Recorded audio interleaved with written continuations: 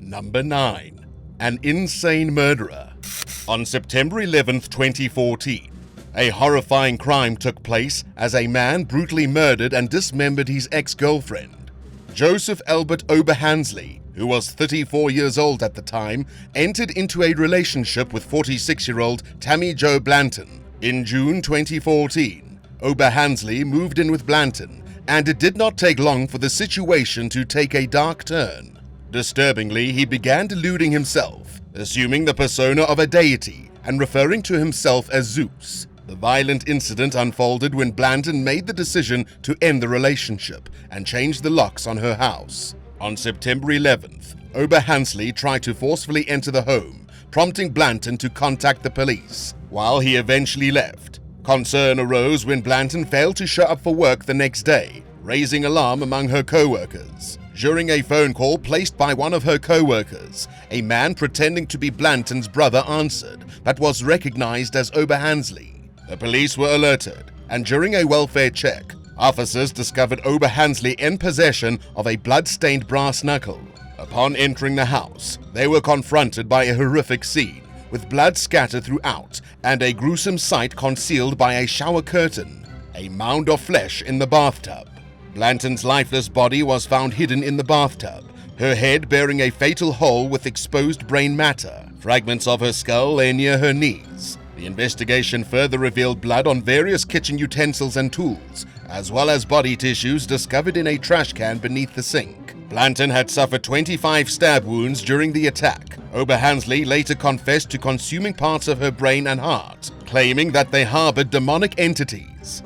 Oberhansley was charged with murder and burglary for his heinous actions. However, evidence indicated that he may have acted under extreme mental disturbance, with his mental illness impairing the understanding of the criminal nature of his actions and his ability to conform to the law. In September 2020, Oberhansley was found guilty of murder and burglary, though he was acquitted of sexual assault. His legal journey was filled with twists and turns. Initially, he was deemed mentally unfit to stand trial on 2 occasions. After being declared competent, he planned to mount an insanity defense. Eventually, an agreement was reached between prosecutors and defense attorneys. Oberhansley withdrew the insanity plea, resulting in the prosecution seeking life imprisonment without parole instead of the death penalty. The first trial ended in a mistrial, and the second trial could not proceed due to the inability to form a jury. According to court records, Oberhansley has struggled with mental illness throughout his life, with his condition worsening after becoming a father at the age of 17. Following the birth of his child, he tragically shot his then-girlfriend and also targeted his mother, although she survived the attack. Oberhansley then attempted suicide by shooting himself in the head, resulting in severe brain trauma. In 2000, he pleaded guilty to attempted murder and manslaughter, serving 12 years in prison before being released on parole. After being convicted of murder and sentenced to life in prison for the gruesome crime, Oberhansley's appeal was rejected by the Indiana Supreme Court, cementing his fate behind bars. Number 8. Helping children. On June 27, 2021, a disturbing crime unfolded in an apartment in LaPorte, Indiana, where a woman was murdered by her husband, dismembered his body, and enlisted the help of her children in attempting to dispose of the remains. The incident occurred when 34-year-old Thessalonica Allen fatally shot her husband Randy Allen in the bathroom, resulting in his death. Upon hearing the gunshots, the couple's teenage children, all under 16 years old, entered the room. Thessalonica instructed them to ignore Randy's pleas to call 911 and ordered them back into their own room.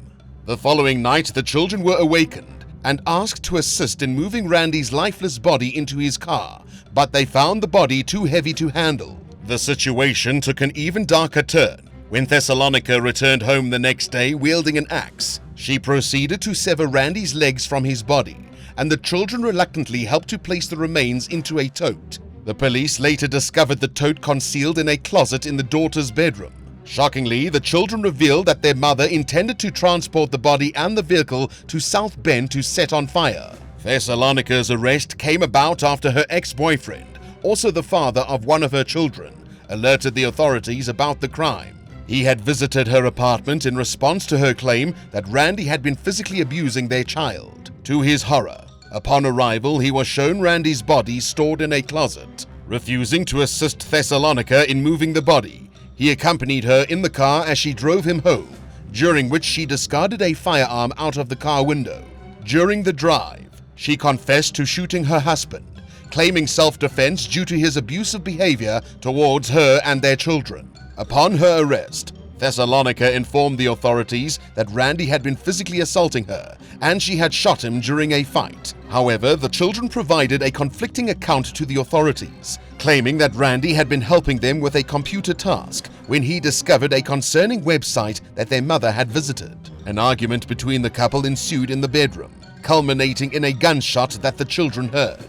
During the investigation, authorities uncovered 2 disturbing documents resembling a to-do list under the daughter's pillow. The list contained chilling entries, such as hit him with a hammer and stab him, and roll up his body in sheets and plastic bags. Thessalonica Allen currently faces multiple charges, including murder, abuse of a corpse, and contributing to the delinquency of a minor. While her sentencing is pending, considering the gravity of her crimes, she could potentially receive a life sentence in prison without the possibility of parole. Number 7. An obsession with the ex-wife. On June 28, 2023, a tragic and brutal incident occurred when a man followed and fatally shot his ex-wife. 34-year-old Joshua Farmer is currently in custody after tracking down his ex-wife, 33-year-old Kayla Farmer, from her workplace to a gas station in Fishers, Indiana. The horrifying event took place at the Speedway gas station near Allisonville Road and 116th Street. Law enforcement officers discovered Kayla's lifeless body inside a red Chrysler van, having sustained 15 gunshot wounds that tragically ended her life. Investigations revealed that the shooting resulted from a domestic dispute between Kayla and Joshua. Eyewitnesses at the gas station recounted the harrowing scene, describing how Joshua, driving a Kia Soul, relentlessly fired multiple shots into Kayla's vehicle. One witness recalled how Joshua completely unloaded his weapon into the van, expending all of its ammunition. Using license plate reading cameras, police were able to trace the ownership of the Kia Soul. They discovered the vehicle belonging to a woman who claimed to have allowed Joshua to borrow it after meeting him on a dating app. On the day of the shooting, the woman had arranged to exchange vehicles with Joshua at a Walmart in Canby, but Joshua failed to appear for the planned exchange. Prior to the incident, Joshua had borrowed the Kia Soul and had its windows tinted without the owner's permission. Surveillance cameras captured the movements of the vehicle in the hours leading up to the shooting, confirming that Joshua had followed his ex-girlfriend from her workplace to the gas station, where he carried out the devastating act. After the shooting, Joshua sent a Snapchat message to the owner of the Kia Soul, disclosing the location of the vehicle and its keys. Following the information provided, police located the vehicle as described in the message. Inside, they discovered a discharged 9mm shell casing that matched the caliber used at the gas station shooting. Ultimately, law enforcement officers found Joshua near Massachusetts and 10th Street, where he had attempted to hide in the bushes, although his shoes were visible. Initially providing a false name, Joshua's true identity was eventually determined based on his clothing, which matched photographs taken at the gas station and captured by security footage. During the investigation, Joshua's father informed the police that Joshua had mentioned observing his ex-wife leaving work on the day of the shooting. Additionally, Joshua had driven past his ex-wife's workplace on June 6th and June 14th. Disturbingly, he made troubling statements to a woman he was dating, suggesting that he had taken care of his ex-wife. When further questioned, he evaded providing specific details, stating, "We don't need to get into that." Prior to the shooting on May 21st, Joshua physically assaulted his ex-wife, subjecting her to punches and choking her in the presence of their 3 children. He tore into her clothes and issued threats, while he proceeded to aim a gun at Kayla and their oldest child, demanding that she choose between his life and their child's. An arrest warrant related to battery charges had been issued for Joshua on June 5th, and the Noblesville police had been actively seeking him as he evaded capture. On June 29th, Joshua was arrested and booked into the Hamilton County Jail on suspicion of murder. He is currently being held without bond. In addition to the murder charge, Joshua faces several other charges, including domestic battery, strangulation, pointing a firearm at another person, criminal confinement, and intimidation. Number 6. A misguided murder. At approximately 10:19 p.m. on the evening of February 16, 2023, a man was apprehended on suspicion of murder after using a hammer to fatally attack his uncle in their residence. Deputies and officers from the Greenfield Police Department swiftly responded to a home situated on East US 40. Inside, they discovered the lifeless body of Freddie Patterson, a 69-year-old man, while Daniel Smith, a 39-year-old nephew of the victim, was taken into custody and formally charged with the heinous crime of murder. According to court documents, Smith's mother, who happens to be Patterson's half-sister, stumbled upon a distressing scene downstairs. Startled by a loud banging noise, she descended to find Smith with severe facial injuries, surrounded by blood and fragments of brain matter near Patterson's lifeless body. As Smith passed his mother, clutching an object, she struggled to discern whether it was jello or blood with fruit in it. During the subsequent investigation, Smith exhibited uncertainty about Patterson's true identity, making cryptic statements hinting at a potential involvement with a cult. He even claimed to have reported his uncle to the FBI, yet failed to provide a coherent motive for his violent actions. Smith proceeded to assert that his own residence in Greenfield served as a hub for trafficking illicit goods to both Singapore and the Chinese mafia, revealing a deeply distorted state of mind. According to Smith's account, on the night in question, Patterson subjected him to verbal abuse within the confines of the kitchen. Believing that a brain implant he possessed compelled him to attack, Smith claimed to have inspected whether Patterson was wearing a mask before wielding the hammer. He admitted to striking his uncle approximately 10 times. Following the brutal assault, Smith took a shower, feeling contaminated by what he perceived as artificial human matter clinging to his body. In a disturbing turn of events, Smith offered to donate a portion of his frontal lobes to his uncle, misguided by the belief that such an action could somehow assist Patterson. Court records from Hancock County confirm that Smith pleaded not guilty to the charges leveled against him. He presently remains in custody without bail, awaiting further legal proceedings. Do you think Smith is sane enough to receive the proper punishment for his crime? Let us know in the comments and hit subscribe while you're at it. Number 5. A crime of confusion. On February 28, 2021, around 4:30 a.m., Muncie police responded to a shooting report at a residence near West 9th Street and South Batavia Avenue. They discovered 33-year-old Robert Scott in the driveway with apparent gunshot wounds. He was rushed to a local hospital but was pronounced dead. 28-year-old Morgan Bell was convicted for her involvement in the shooting. Robert was her ex-boyfriend, and the jury deliberated for approximately 5 hours before delivering the guilty verdict. Bell was convicted on charges of aiding, inducing, or causing Brandon Hodge to commit murder and obstruction of justice. During the investigation, it was revealed that Bell and her ex-boyfriend Scott were involved in a domestic fight. Bell had accompanied Hodge to Scott's home to get some of her belongings, including a wallet and her child's ashes. But these items were not found during the search of the house. Bell claimed that she noticed Scott exiting the home and suddenly felt an impact. She saw Scott approaching the car where Hodge was present and heard gunshots. Afterward, Bell approached the car, and Hodge instructed her to get in. They quickly drove away from the scene. During a police interview, Hodge said that he accompanied Bell out of concern that Scott might become violent. Hodge claimed that he suspected Scott was armed and fired at him when Scott struck the back of the car. Hodge admitted to helping Bell hide the shooting, and they discussed not reporting the incident. Investigators discovered a pipe near Scott's body at the scene. It was later revealed that a Facebook Messenger conversation included Bell expressing thoughts of killing her ex-boyfriend, referring to him as Trey. Additionally, Bell searched for information on how to clean gunpowder from your car on a mobile device. Hodge's online search history showed that he looked up best murder defense lawyers in Indiana and attempted murder defense attorneys. Officials also found a recorded conversation between Hodge and a family member discussing alibis and strategies to avoid prosecution. Bell is facing a potential prison term of 45 to 65 years for the murder conviction and an additional sentence of 6 months to 2.5 years for the obstruction of justice conviction. Hodges' trial is sentenced for December 2023. Number 4.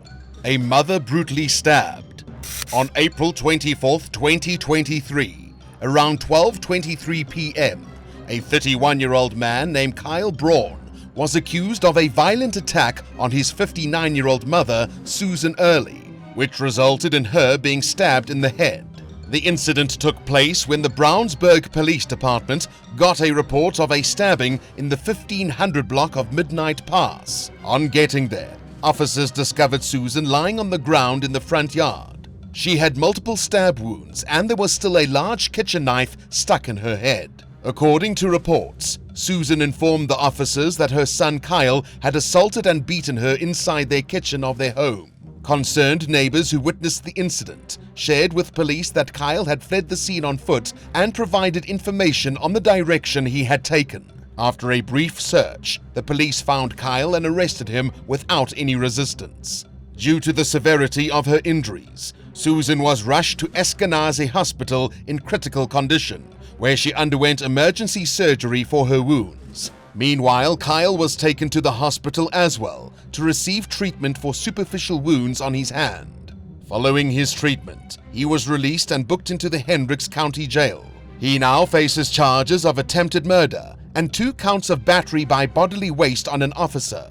As of now, he is being held without the possibility of bond. Number 3. A crime of hate. On January 11th, 2023, around 4:45 p.m., a woman brutally assaulted an 18-year-old girl. 56-year-old Billy Davis found herself facing serious charges, including a federal hate crime charge, after allegedly stabbing an Asian Indiana University student in the head. Police responded to an assault report on a Bloomington Transit bus at the intersection of West 4th Street and the B Line train. The victim had suffered head injuries, and she was transported to a local hospital for medical attention. According to the victim's account, she was riding the Bloomington Transit bus and stood up to exit when Davis began striking her in the head, causing immediate pain. Davis then got out of the bus and walked towards Kirkwood Avenue. Although Davis fled the scene before the officers arrived, another passenger on the bus followed Davis and alerted the police about her whereabouts. As a result, law enforcement was able to find and arrest Davis without any delay. Investigators carefully reviewed the surveillance footage captured inside the bus, which clearly revealed that there was no interactions between the suspect and the victim before the attack. The footage showed Davis pulling a knife out of her pocket and stabbing the victim 7 times in the head. During the interview with officials, Davis admitted to stabbing the victim with a folding knife, motivated by the victim's Chinese ethnicity.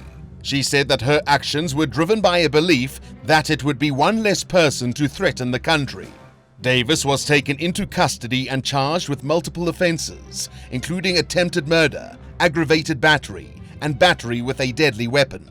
On April 20th, the Department of Justice announced that a federal grand jury had indicted Davis on a federal hate crime charge for willfully causing bodily injury to the victim based on her race and national origin, as well as attempting to kill her through the act of stabbing. As of now, she awaits her sentence.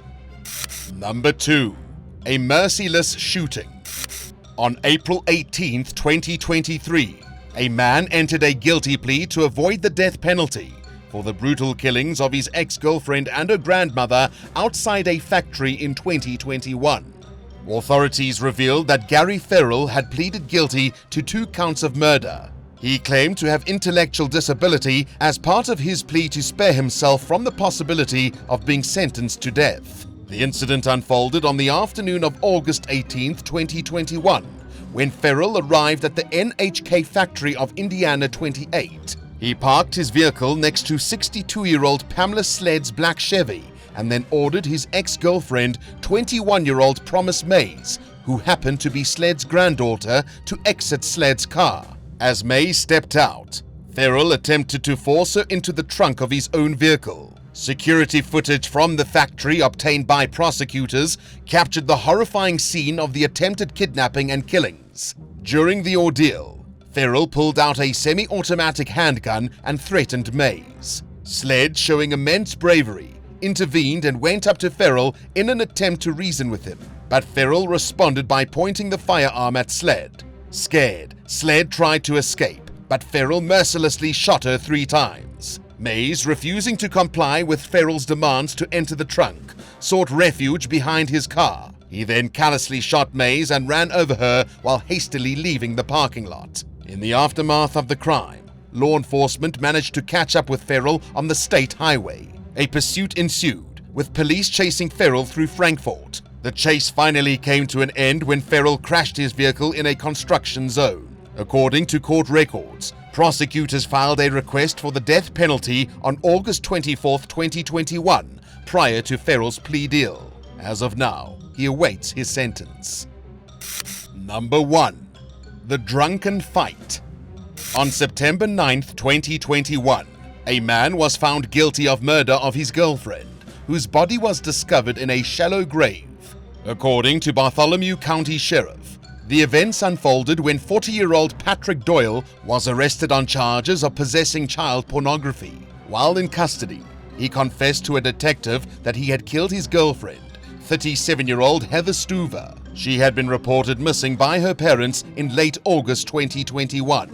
After the confession, her body was uncovered in a shallow grave located at Doyle's workplace. The autopsy report revealed that she had succumbed to blunt force trauma to the head, leading to the determination of her death as a homicide. During the investigation, authorities discovered a pillowcase in a nearby lake containing various items belonging to the victim, including her dentures, a t-shirt, sandals, a pack of cigarettes, a lighter, and a sponge. Investigators believe that Doyle committed the act on or around August 22, 2021, at a house on the 5500 block of County Road North 800E before burying Stuver's body. Doyle and Stuver lived together in an upstairs bedroom at Stuver's father's house. On the night of the incident, they consumed alcohol and got into an argument. Doyle told law enforcement officials that when he woke up, he discovered his girlfriend lying next to him lifeless, with discoloration and marks on her face. He claimed to have no recollection of what had happened because he had passed out. It was revealed that Doyle has a criminal history, including a burglary conviction in Indiana and an armed burglary conviction in Florida. On February 17, 2023, Doyle was found guilty of murder. As of now, he awaits his sentence. Which one of these Indiana crimes gave you the creeps? Let us know in the comments below, and don't forget to subscribe. Thanks so much for watching, and we'll see you next time on Bad Badger.